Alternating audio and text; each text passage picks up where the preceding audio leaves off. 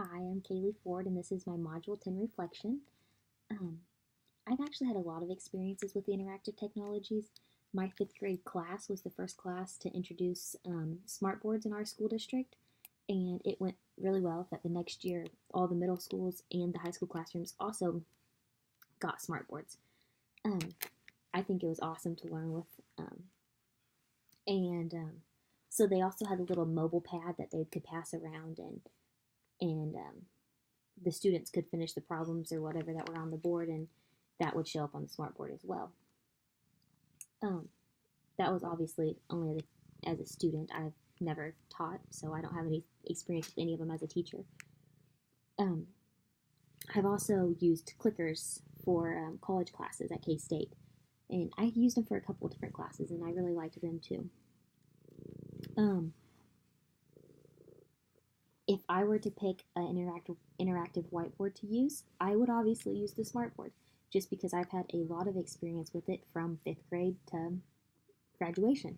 So I think it was really easy to learn, easy to use. Even as a fifth grader, I didn't have any problems learning to maneuver it, and it just seemed like an easy program to work with. It looks like you can do a lot with it too, versus some of the other ones.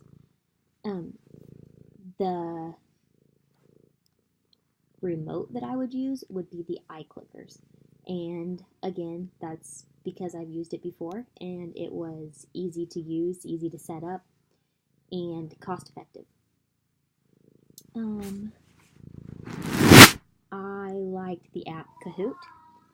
It seemed to be the funnest, and I don't think I would use any of those apps as a for a test, just because I think that's a big distraction, and I I would use it more as to keep the kids engaged throughout the lesson and to learn to be able to recognize where they're at throughout the lesson and knowledge-wise and how they're understanding it versus actually quizzing them for a grade. So I think just a couple of questions in the middle of a lesson and for them to get it right and to be able to um, be excited about that. If I could just use one for my future classroom, I think I would use the clickers. I think they're the most cost effective and the least distracting.